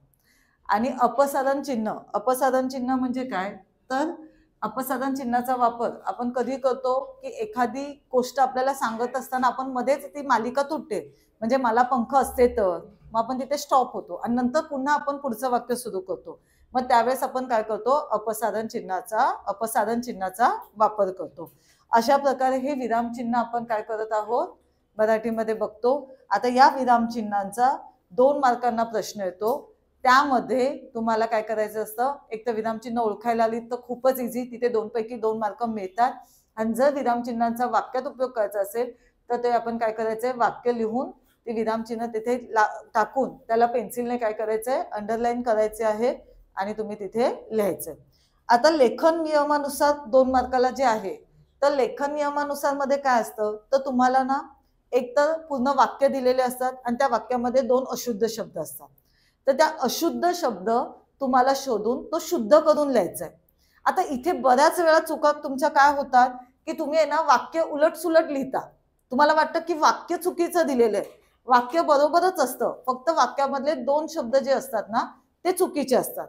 मग त्याचा उकार चुकीचा असतो, पहिला उकार असेल किंवा दुसरा, वेलांटी चुकीची असते, अनुस्वार दिलेला नसतो, बस एवढेच त्याचे काय असतात, थोडेफार काय असतात, बदल असतात, ते फक्त लक्षात घ्यायचे. बाकी वाक्य जसंच्या तसं लिहायचंय आणि चुकलेला जो शब्द आहे ना तो शुद्ध करून लिहून त्याच्या खाली काय करायचे आहे, अंडरलाईन करून ठेवायचे.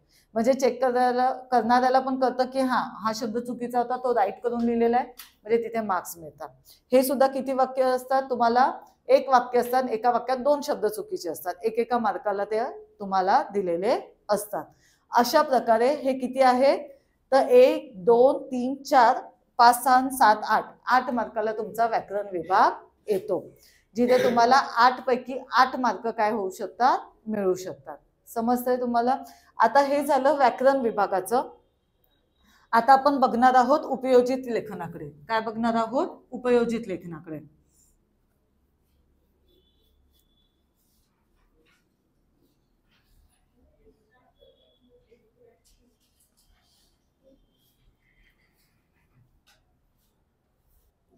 आता आपल्याला 5वा विभाग बघायचा आहे, तो आहे उपयोजित लेखनाचा. आता उपयोजित लेखनामध्ये तुम्हाला काय आहे, अ, आ आणि ई. आता अ जे आहे, अ मध्ये तुम्हाला आहे पत्रलेखन आणि सारांश लेखन. काय आहे, पत्रलेखन किंवा सारांश लेखन.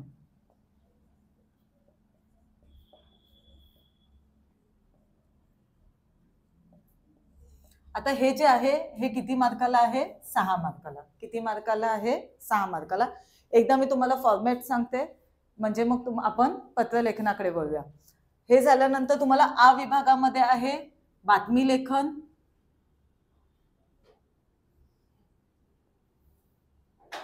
कथा लेखन आणि तिसरं आहे जाहिरात लेखन.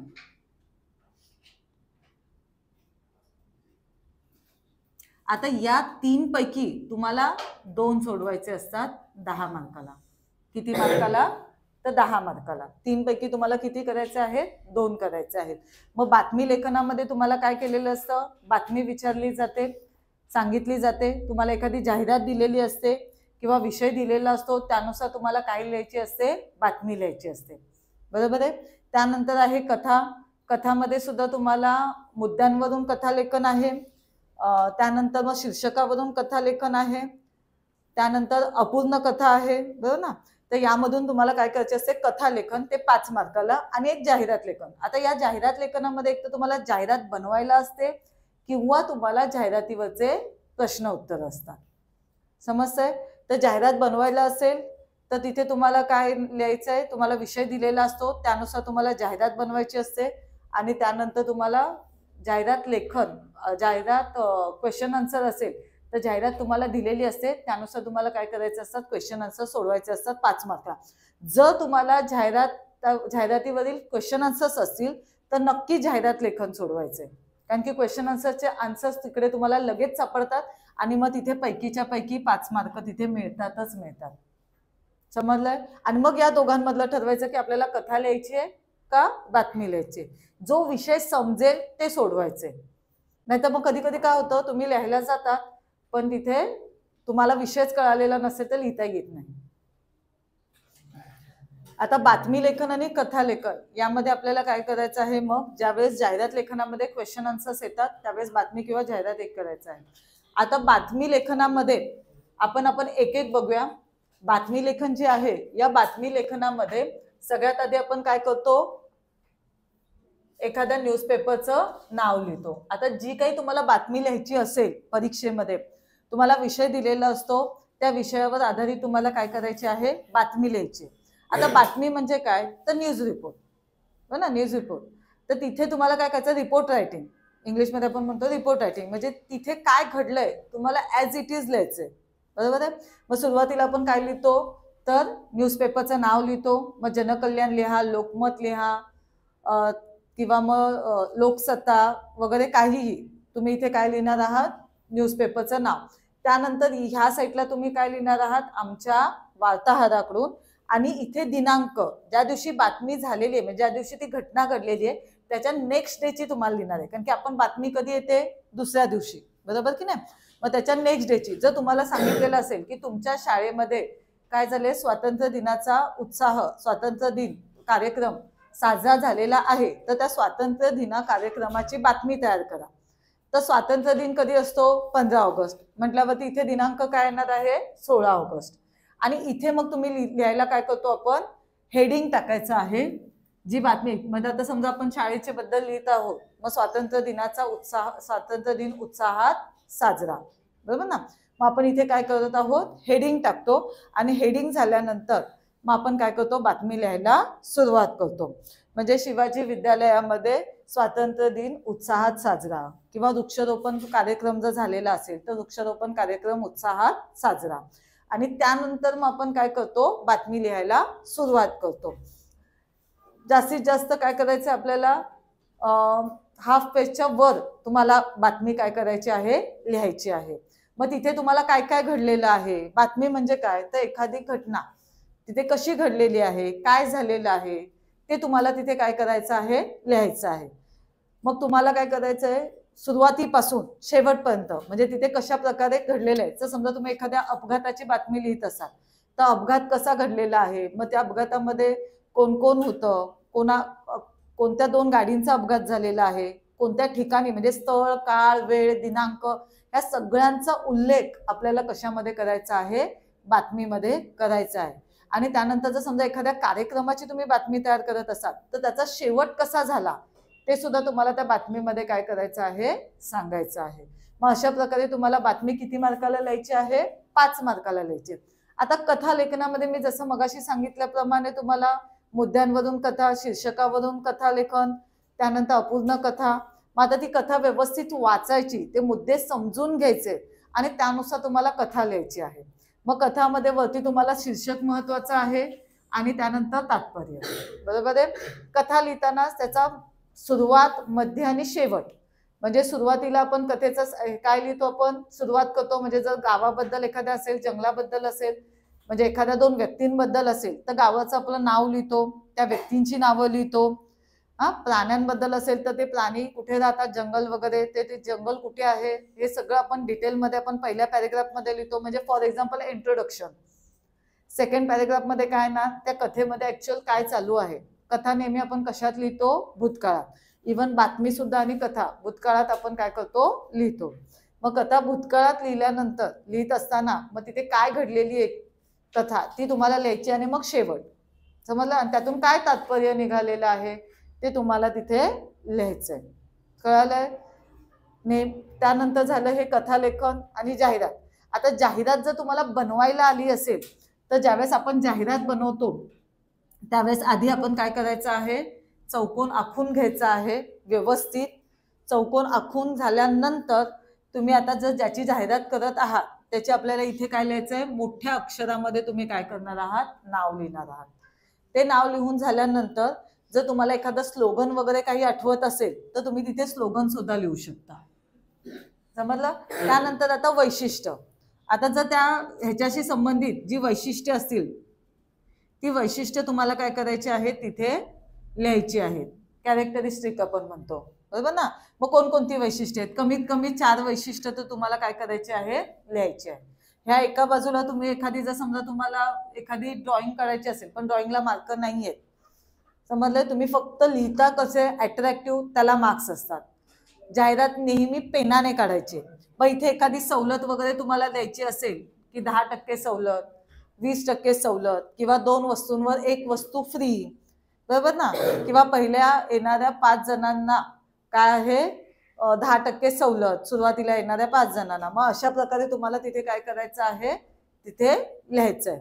आणि त्यानंतर वैशिष्ट्य झाल्यानंतर मग खाली आपलं नेहमीचं पत्ता, ईमेल,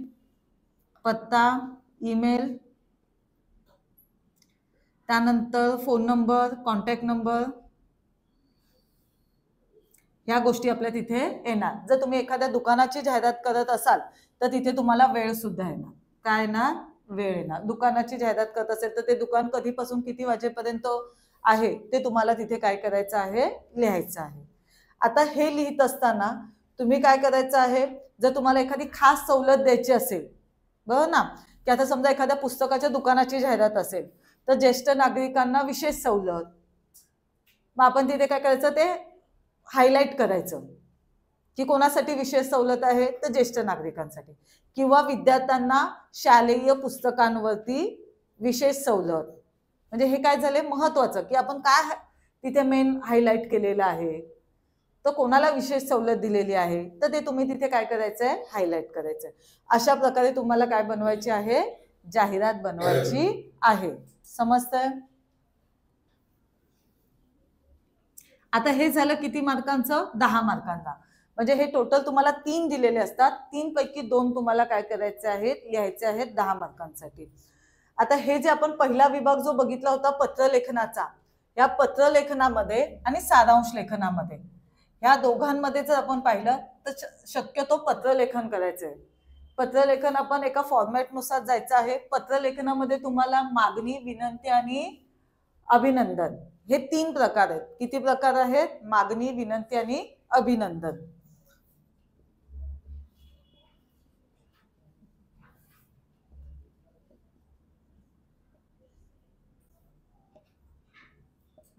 आता पत्रलेखनामध्ये सगळ्यात आधी आता आपण बघूया,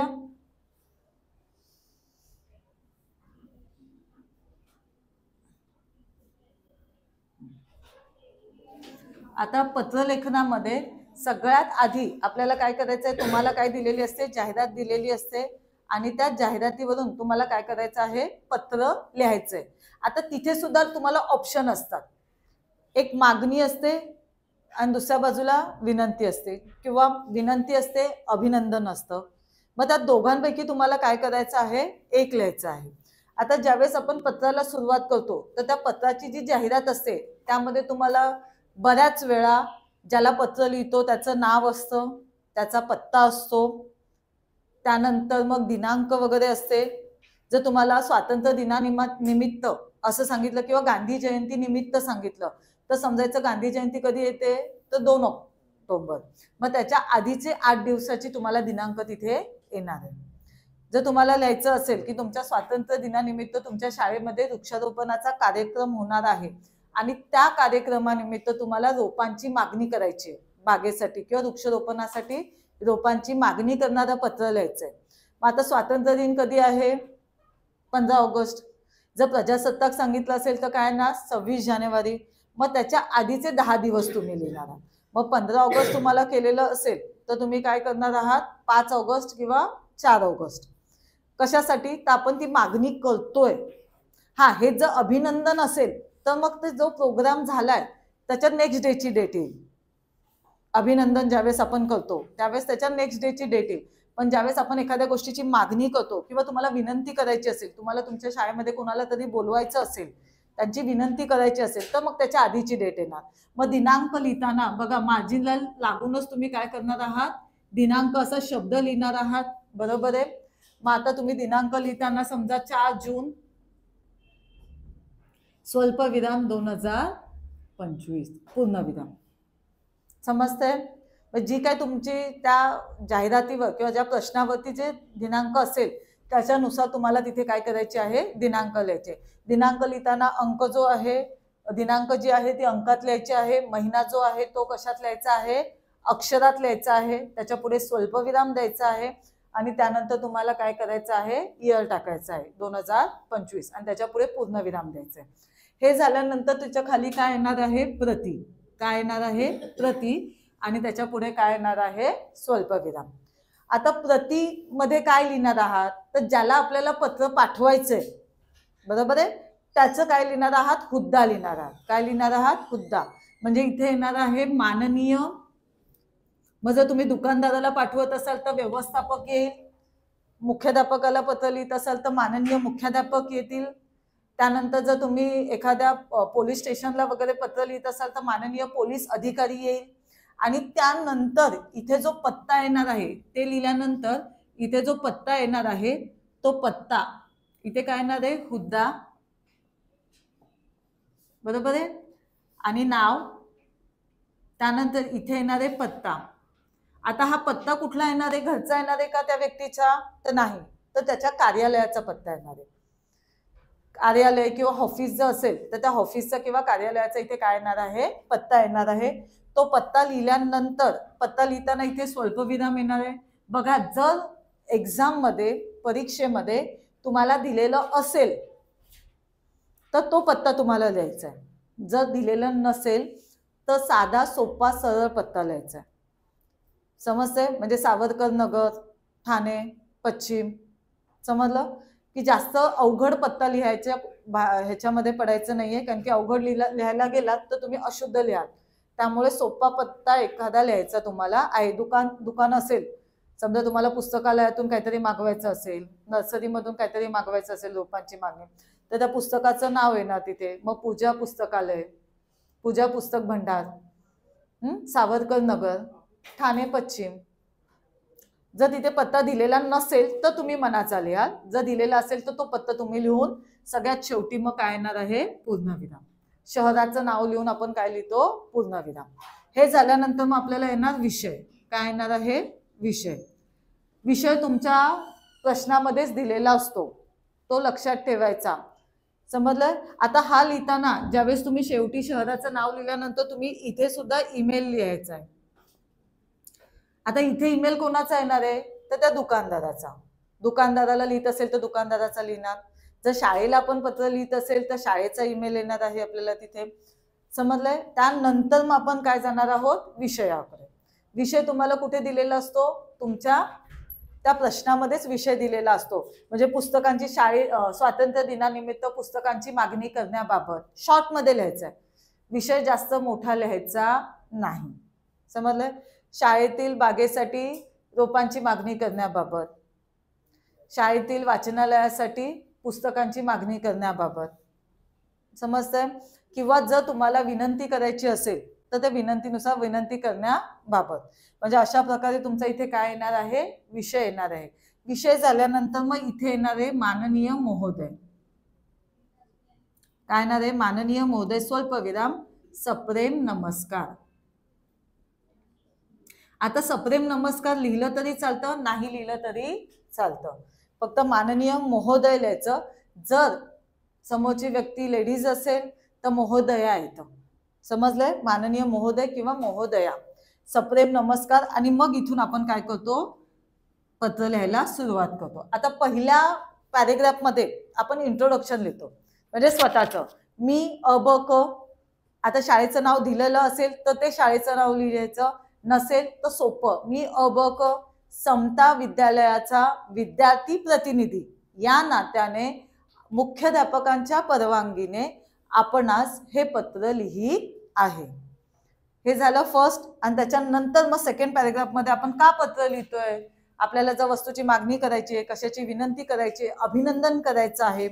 जर तुमच्या शाळेमध्ये एखादे गेस्ट येऊन गेलेले आहेत आणि त्यांनी तुम्हाला काय केलेलं आहे? खूप छान मार्गदर्शन केलेलं आहे, तर त्यांचं अभिनंदन करायचं आहे. किंवा तुमच्या आजूबाजूच्या नगरामध्ये एखादा चांगला उपक्रम एखाद्या नगरसेवकाने राबवलेला आहे, मग त्या राबवलेल्या उपक्रमाबद्दल त्या नगरसेवकाचं तुम्हाला अभिनंदन करायचं असेल तर ते तुम्ही तिथे काय करू शकता? लिहू शकता. मग काय आहे ते तुम्ही सेकंड पॅरेग्राफ मध्ये तुमचं येणार आहे. थर्ड पॅरेग्राफ मध्ये कळावे ही विनंती. जर आपण काही त्रास दिलेला असेल, म्हणजे काही त्यांच्याकडून डिमांड केली असेल तर तसदीबद्दल क्षमस्व. आणि मग सगळ्यात शेवटी येणार आहे आपला नम्र.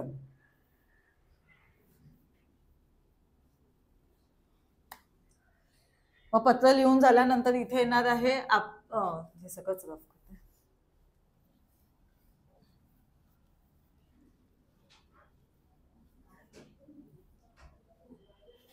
मग इथे येणार आहे आपला नम्र अ ब क. आता इथे आपलं नाव लिहायचं का? तर नाही, आपलं नाव लिहायचं नाही. इथे काय येणार आहे? अ ब क येणार आहे. आणि जर तुम्ही शाळे थ्रू म्हणजे शाळेच्या ह्याच्यानुसार लिहित असाल तर इथे शाळेचा पत्ता येणार आहे. कशाचा पत्ता येणार आहे? शाळेचा पत्ता येणार आहे. समजतंय? कारण की तुम्ही विद्यार्थी प्रतिनिधी म्हणून तुम्ही जर पत्र लिहिताय तर तिथे तुमच्या शाळेचा पत्ता. मग समता विद्यालय, जी शाळेचं आपण नाव आतमध्ये टाकलेलं असेल लेटरमध्ये, पत्रामध्ये, तेच नाव आपल्याला काय करायचं आहे? इथे लिहायचंय. मग समता विद्यालय, त्यानंतर शाळेचा आपण काय लिहिणार आहोत? पत्ता लिहिणार आहोत. आणि मग शेवटी काय लिहिणार आहोत? ईमेल.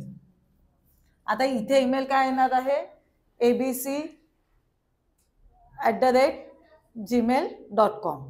जे सोपं काय ते लिहायचं, xyz@gmail.com. हे ईमेल इंग्लिश मधूनच लिहायचा आहे. कळाले तुम्हाला? तर अशा प्रकारे आपल्याला काय करायचं आहे? पत्र लिहायचं आहे. मग यामध्ये तुम्हाला मागणी पत्र आहे, विनंती आहे आणि अभिनंदन आहे. हे झालं पत्रलेखन. आता पत्रलेखनानंतर आता पत्रलेखन किती मार्काला आहे? 6 मार्काला आहे. किती मार्काला आहे? 6. आणि त्या पत्रलेखनाला ऑप्शनल सारांश लेखन आहे. ज्याला पत्र समजलं नसेल, ज्याला विषय समजला नसेल, ज्याला पत्र लिहायला जमत नसेल त्यानेच सारांश लेखनाकडे वळावं, नाहीतर पत्रलेखनच करावं. कारण की ते फॉर्मॅटनुसार आपल्याला काय मिळतात? मार्क्स मिळतात. आणि सारांश लेखनामध्ये तुम्हाला तो अनसीन पॅसेज जो आहे, प्रश्न पहिल्यातला ई, तो अनसीन पॅसेज तुम्हाला काय करायचा आहे? अपठित उतारा सारांश लेखनासाठी असतो. त्याचा आपल्याला काय करायचं आहे? एक तृतीयांश भाग तुमच्या शब्दात लिहायचा आहे. म्हणजे तुम्ही फक्त लाईन हे करून लिहायचं नाहीये, तो पॅरेग्राफ नीट समजून वाचून घ्यायचा आहे. त्यामध्ये जे हायलाइटेड मुद्दे आहेत, मग त्याच्यामध्ये जर एक्झाम्पल्स आलेले असतील तर ते काढून टाकायचे, प्रश्न विचारलेला असेल तर काढून टाकायचा, म्हणी सुविचार ह्याचा वापर केला असेल तर तो काढून टाकायचा. आणि त्या पॅरेग्राफमध्ये किंवा त्या उतार्यामध्ये काय सांगितलेलं आहे ते तुम्हाला तुमच्या शब्दात तिथे लिहायचंय. तो झाला सारांश लेखन. समजलं? आता त्यानंतर हे झालं आपलं 6 मार्काला. 10 मार्काचं आपण बघितलं. आता आपल्याला आहे सगळ्यात शेवटचा भाग आहे तो म्हणजे निबंधाचा. आता त्या निबंधामध्ये आपल्याला किती निबंध आहेत? 3 आहेत. त्यामधलं पहिलं आहे आत्मवृत्त,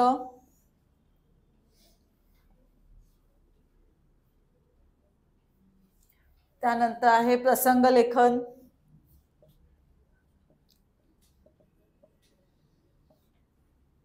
आणि तिसरं आहे वैचारिक निबंध.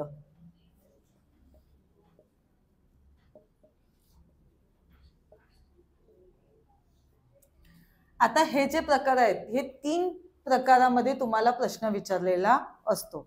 आता निबंधाचे जे 3 प्रकार आहेत त्यामधले तुम्हाला एक लिहायचं आहे. किती मार्काला असतो निबंध? 8 मार्काला. किती मार्काला आहे? 8 मार्काला. आता या निबंधामध्ये कमीत कमी 1 ते 1.5 पेज तुम्हाला लिहायचं आहे.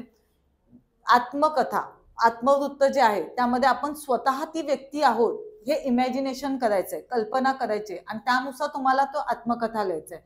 म्हणजे जर तुम्हाला सांगितलं शाळेची आत्मकथा, फाटक्या पुस्तकाची आत्मकथा, तर आपण स्वतः ते आहोत.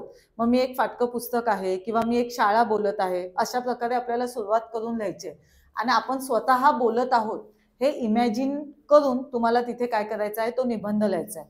मग ज्यावेळेस एखादं आत्मवृत्त आपण लिहित असतो ना, त्यावेळेस आपण कसं जन्म झाला, कसं आपण वापरात आलो आणि त्याच्यानंतर आपल्याची समोरच्याची कशी वागणूक होती, बरोबर, त्यानंतर आपल्याला किती त्रास झाला आणि शेवटी किती दुःख झालं हे आपण त्या आत्मवृत्तामध्ये लिहित असतो.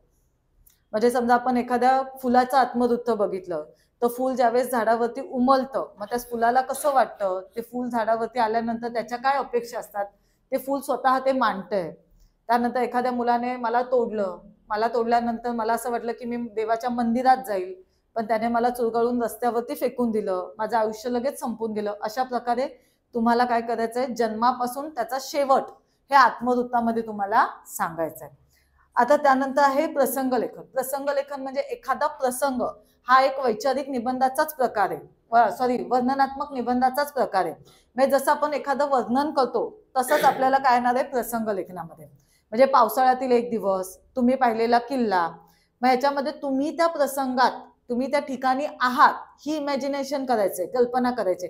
किंवा तुमच्या मित्राला एखादं पारितोषिक मिळालेलं आहे आणि त्या पारितोषिक सोहळ्याला तुम्ही उपस्थित आहात, त्यावेळेस तुम्हाला काय वाटतं, तुम्ही किती आनंदी असता ते तुम्हाला तिथे मांडायचे. किंवा एखादं अपघात घडलेला आहे, त्या अपघाताच्या ठिकाणी तुम्ही आहात किंवा तुमच्या सोबत एखादा अपघात घडलेला आहे, मग तिथे तुम्ही प्रसंगी त्या ठिकाणी आहात आणि असं इमॅजिन करून तुम्हाला काय करायचं आहे, तो प्रसंग लेखन लिहायचा. मग सुरुवातीपासून शेवटपर्यंत. जर पावसाळ्याचं लिहित असाल, म्हणजे पावसाळ्यात तुम्ही अडकलेला असाल, पहिल्या पावसाचा, हो ना, पावसाळ्यातील एक दिवस, मग तुम्ही कशा प्रकारे वातावरणात बदल झाले, त्यानंतर तुमच्याकडे छत्री नव्हती, आजूबाजूकडे लोकांकडे छत्री नव्हती, मग त्या पावसामध्ये तुम्ही कसे अडकलात, त्यानंतर तुम्ही घरी कसे गेलात, हे सगळं तुम्हाला त्याच्यामध्ये काय करायचं आहे, लिहायचं आहे. म्हणजे जसं एखाद्या गोष्टीचं आपण वर्णन करतो ना, त्या वर्णनामध्ये तुम्ही तिथे उपस्थित आहात हे इमॅजिन करून तुम्हाला तिथे लिहायचंय. आणि वैचारिक निबंधामध्ये एखादा विषय तुम्हाला दिलेला असतो, त्या विषयाचे फायदे तोटे किंवा तुमचे विचार तिथे तुम्हाला मांडायचे आहेत. मग प्रदूषणाबद्दल असू शकतो, झाडांबद्दलचं असू शकतो, किंवा आता जे आपल्याला लोकसंख्या वाढत आहे त्याबद्दल असू शकतो, मोबाईलचे फायदे तोटे असू शकतात, बरोबर की नाही. म्हणजे तुम्हाला एखाद्या विषयावर विचार करायला लावणारं असं काय केलं जातो, तो विषय दिलेला असतो. अशा प्रकारे 3 पैकी तुम्हाला काय करायचं असतं, एक निबंध लिहायचा असतो. मग आता हा निबंध तुम्हाला डायरेक्टली प्रश्न दिलेला असतो, कधी तुम्हाला चित्र दिलेलं असतं, कधी कधी तुम्हाला काय दिलेले असतात, मुद्दे दिलेले असतात आणि त्यानुसार तुम्हाला तो निबंध लिहायचा असतो. अशा प्रकारे टोटल तुमचा 80 मार्काचा काय आहे, पेपर असतो. अतिशय सोपा आहे. जर तुम्ही व्यवस्थित अभ्यास केलात तर तुम्हाला तिथे मार्क्स मिळणं अजिबातच अवघड नाहीये. इथे तुम्हाला फक्त जर तुम्ही विचार कराल तर स्थूल वाचनाचेच प्रश्न, रसग्रहण हेच प्रश्न तुम्हाला थोडेसे, आणि कवितेवरचे हेच प्रश्न जर तुम्ही केलात तर बाकी सगळं तुम्हाला ऑब्जेक्टिव्ह टाईप आहेत, जे तुमच्या आकलन शक्तीवरतीच आधारित आहेत. व्यवस्थित पेपर वाचायचा आहे.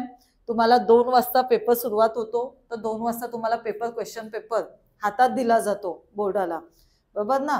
2 वाजता तुम्हाला क्वेश्चन पेपर दिला जातो आणि 2 वाजता नाही, 11 वाजता, 2 वाजता पेपर संपतो, 11 वाजता तुम्हाला पेपर हातात दिला जातो. तो पेपर आधी व्यवस्थित नीट वाचायचा आहे. 2 वाजता पेपर संपल्या, 2:10ला पेपर संपतो, पण आपण टाइम काय ठेवायचा आहे, 2 वाजेपर्यंत. ते 10 मिनिटं जे शेवटचे असतात ते 10 मिनिटं आपण तो पेपर पुन्हा एकदा नीट वाचण्यासाठी, जो आपल्याला जिथे काही राहिलेलं असेल, जे काही आपण सोडलेलं असेल, की आपण म्हणतो की बाबा हा प्रश्न आता आठवत नाहीये, मग आपण नंतर सोडूया, मग ते 10 मिनिटं आपल्याला त्याच्यासाठी द्यायचे.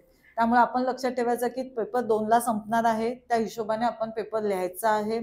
व्यवस्थित आखणी करायची आहे. त्याच्यामध्ये प्रश्न क्रमांक व्यवस्थित लिहायचा आहे.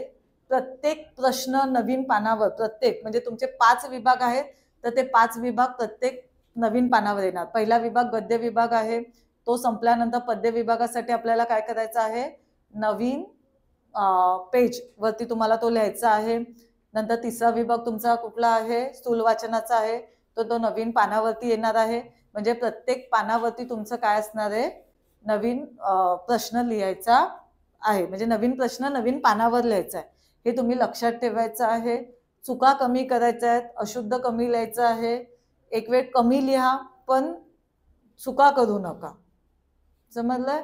अशा प्रकारे पेपर सोडवायचा आहे. 24 तारखेला मराठीचा पहिला पेपर आहे, त्यामुळे घाबरू नका. व्यवस्थित पेपर सॉल्व करा.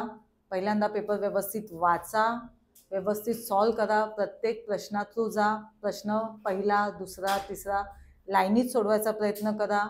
जे येत नसेल तिथे तुम्ही काय करायचं आहे, जागा सोडा. तिथून पुढचा प्रश्न कंटिन्यू करा.